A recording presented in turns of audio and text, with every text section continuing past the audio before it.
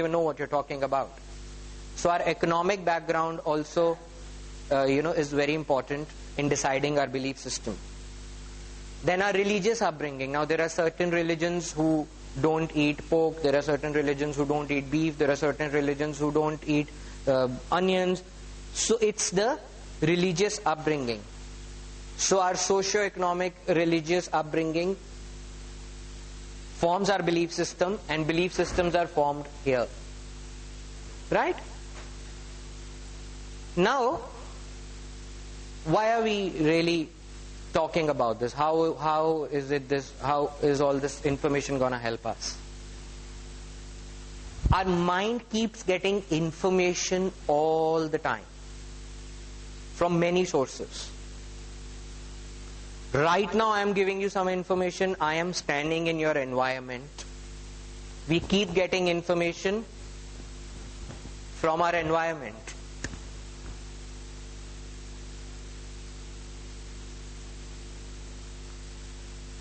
Also, we keep getting information from our childhood.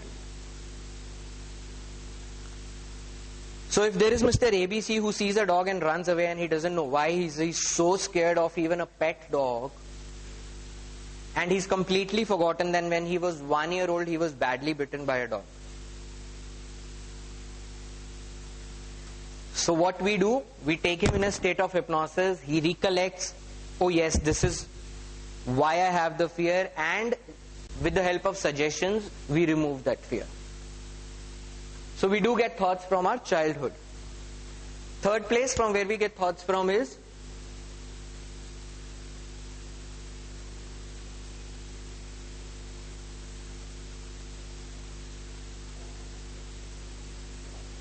from the intrauterine life, when the child is in the mother's womb. I got a young guy, he said, "Doctor, I feel unwanted." So I spoke to his family, his parents, his sisters, his fiance. Everybody said, "No, we love him a lot." He felt unwanted without no logical reason. Nobody told him that we don't love you. So that's why everybody is different from each other. And this guy had a problem. He says, "I feel unwanted." And nobody has told him. And that is why he landed up with us. Otherwise, usually, like you said, this doesn't happen. This is a very unusual thing. He should have at least some logic behind it. So there was no logic.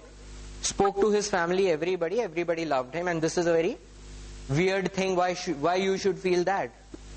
Yeah, so I obviously can't tell him, I have not heard it, this is not true. He has an issue, so obviously there must be something behind it.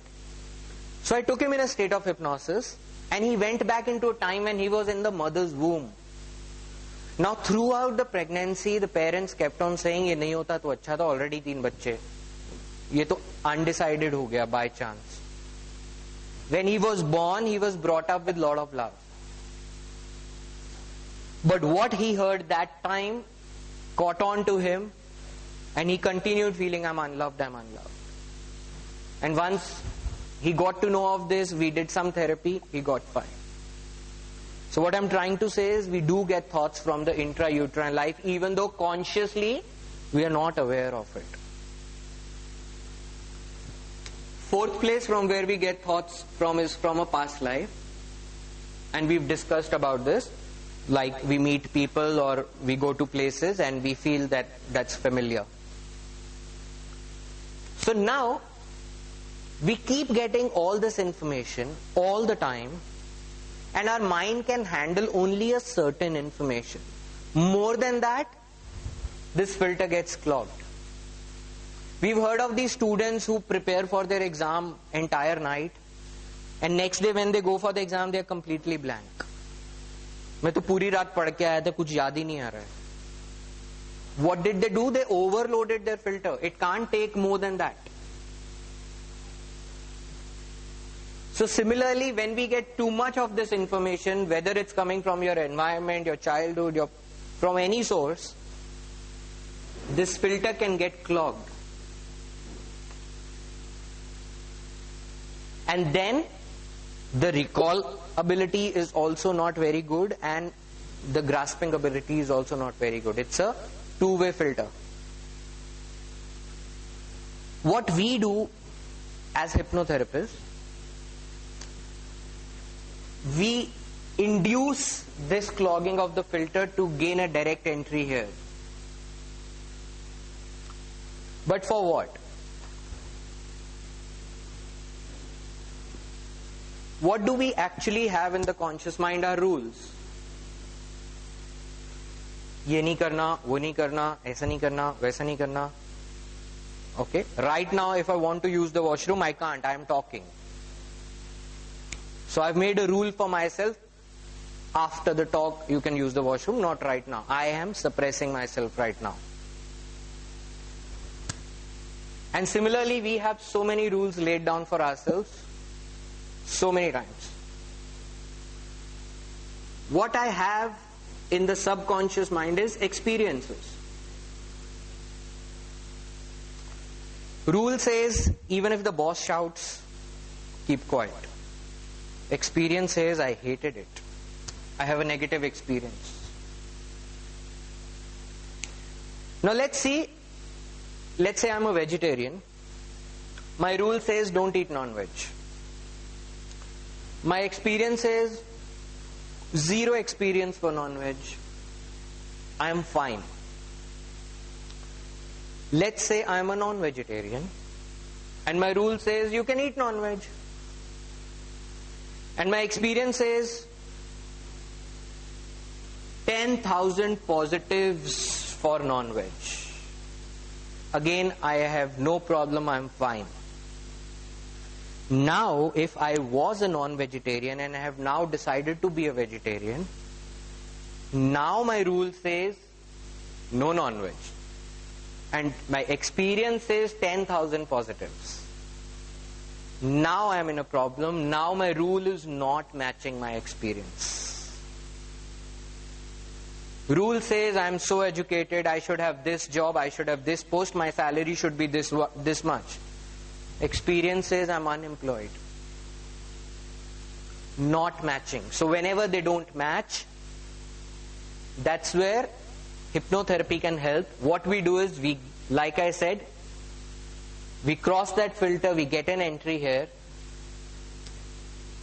and we place suggestions here. After discussing it with the client in a conscious state. Let's take another example.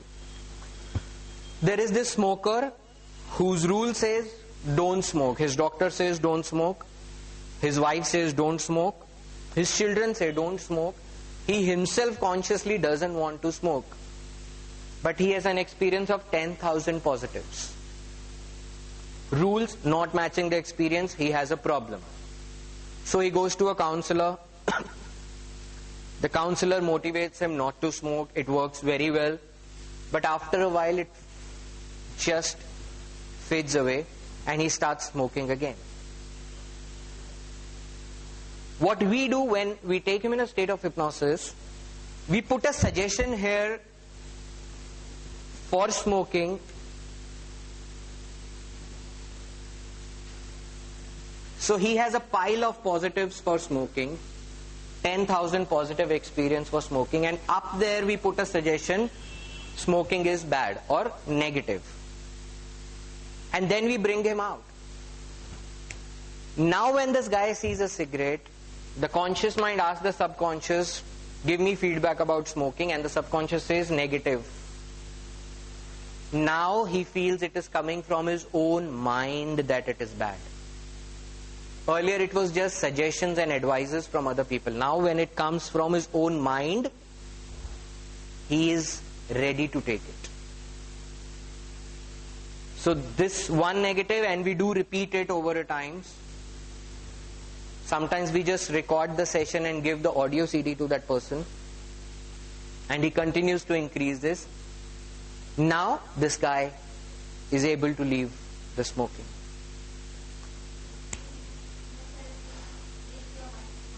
It is basically putting a suggestion in your mind which your conscious mind can't now question. So this guy who was being advised by everybody, don't smoke, never listened, now himself feels, I think smoking is bad.